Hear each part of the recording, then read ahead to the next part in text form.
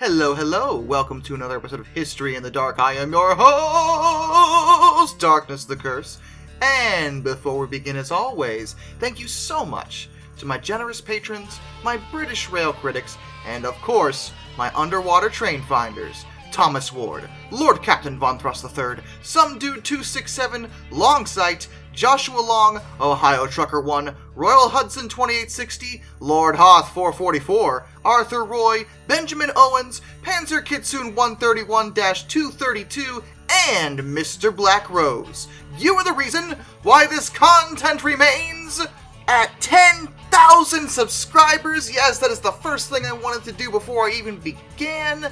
Thank you so much to everyone for helping this channel grow. I am over the moon that I've gotten this far in such a short amount of time, and it's just awesome. You guys are awesome. Thank you so much to every single one of you. Whether you're a direct supporter or just a casual viewer, thank you so much. Now, moving swiftly onward, some of you may be a little confused by this because I've talked about this before, technically. And what happened was, it was one of the videos I had to take down due to some copyright issues that I worked out with somebody else. But when I went to actually edit out the copyrighted footage and redo this video, I found myself actually hating my dialogue. I actually hated the way I handled the video. So I decided to just redo the whole thing. Just the heck with it. So today we're going to discuss the worst rail accident in history that is based on human error. The worst one in terms of death toll in history was the 2004 Sri Lanka tsunami train wreck. But this one we're talking about today is the worst one in terms of human error. The tsunami wreck, for the most part, was pretty much caused by the tsunami. There was nothing wrong with the train itself that day. But this one, not that case. This was the direct result of decisions made by people. This is the story of the Saint-Michel-de-Maurienne derailment.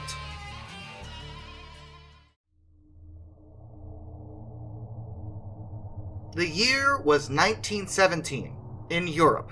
And if you were in Europe in 1917, to be brutally honest, you were probably having a bad time. World War I was still in full swing. And as one of the world wars, it was one of the most destructive conflicts in the history of the world. Specifically, we'll be focusing on the French army, and the expeditionary corps that was sent to northeast Italy to help reinforce the Italian front line. A gentleman by the name of General Émile Fayolle was just recently made the new commander-in-chief of the French troops that were supporting the Italians. At that time, morale was a serious problem for pretty much everybody. The war had dragged on for over 3 years at that point, and the troops were tired. And France in particular had just recently dealt with what was known as the 1917 French Army mutinies, which were a direct result of the disaster that was the Nivelle Offensive in April of 1917. General Robert Nivelle had ordered a direct assault on German lines, and in order to goad his troops forward, he promised a decisive victory over the Germans within 48 hours. That is not at all what happened. The offensive actually encompassed several different battles, and took nearly a month. While it was tactically successful, the French army had suffered an absurd amount of casualties. By some sources, they lost over 100,000 men within the first few days of the operation.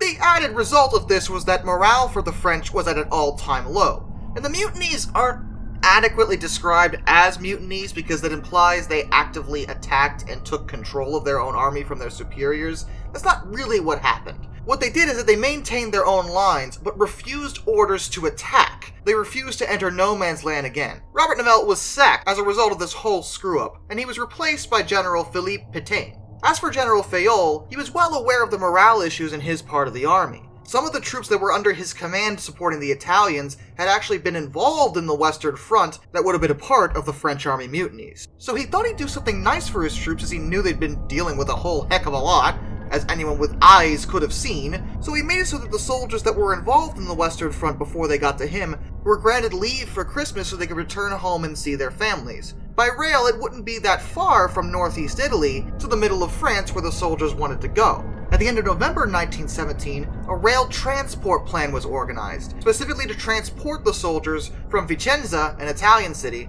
to railway stations all over France. And on December 12th of that year, military train number 612 was returning from Italy, and it was filled with French soldiers. The train passed through Mont Cenis Tunnel and then reached Modane Station. At that point, 2 additional cars were coupled to the train before a journey toward Chambéry. Their instructions were to disperse throughout France for 15 days of leave, before returning to active duty. The train remained stopped at Modane for an hour and allowed other trains to pass.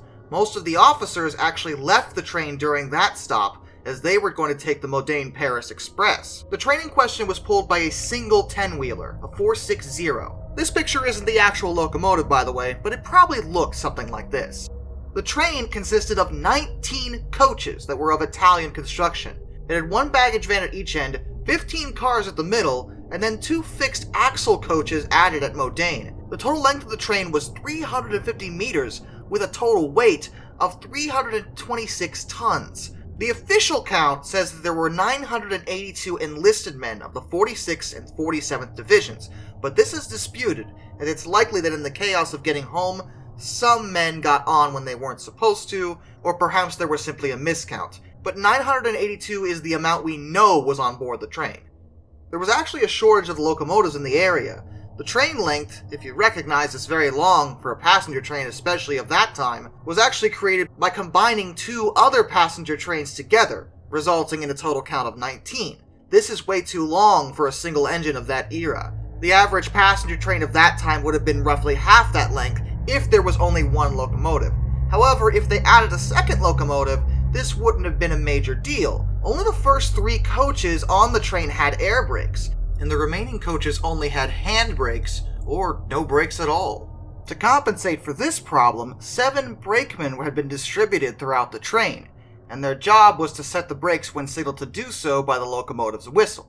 With it being likely that there were more passengers on board than the given 982, it's pretty much a guarantee that the train was overloaded. The line in between Modane and Saint-Michel-de-Maurienne was a steep 3.3% grade, downhill in the direction the train needed to go. 3% on its own is usually considered very steep for any normal locomotive, even if it's loaded properly, and this train wasn't. Originally they had planned to put a second locomotive on the train, but that locomotive was requisitioned for a munitions train by the officer in charge of dispatching. The driver was well aware of the dangers of taking such an overloaded train on this line, and he objected strongly to running the train with only 1 engine.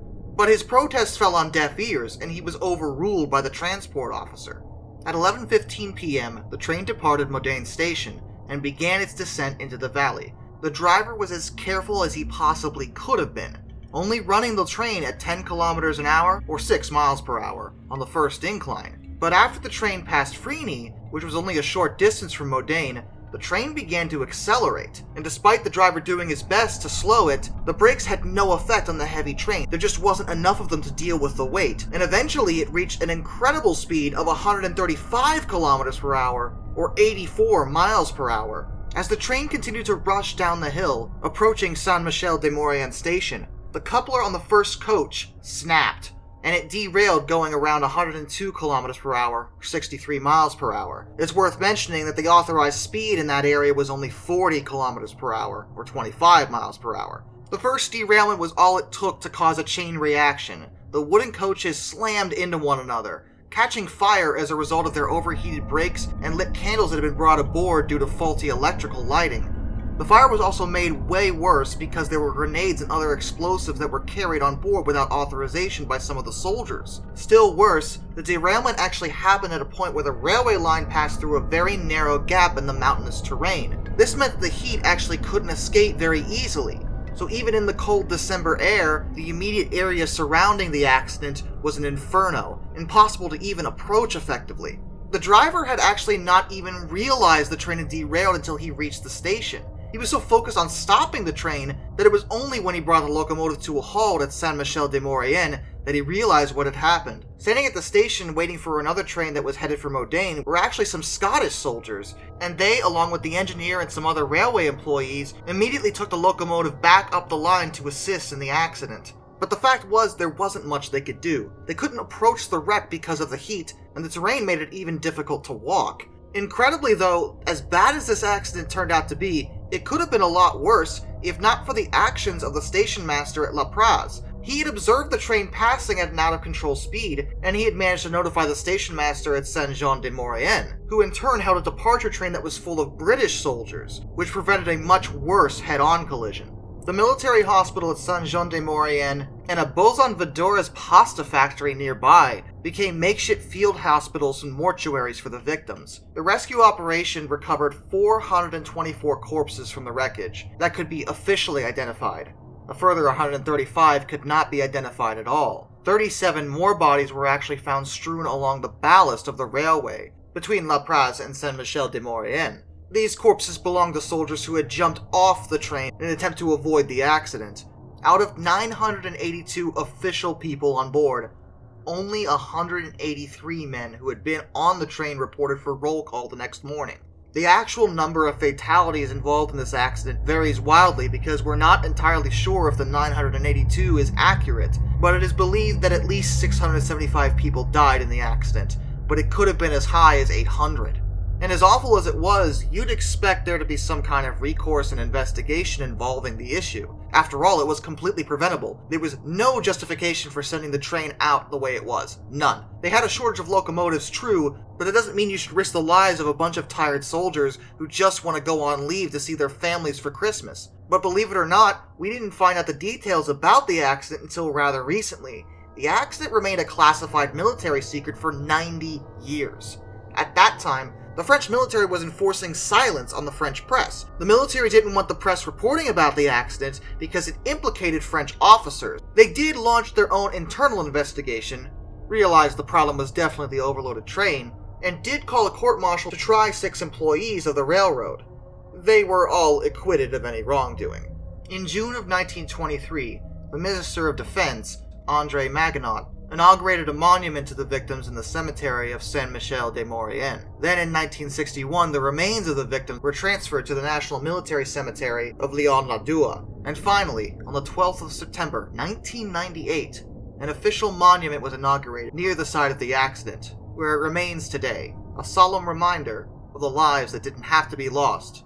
Till next time, this is Darkness, and I bid you all a fond farewell.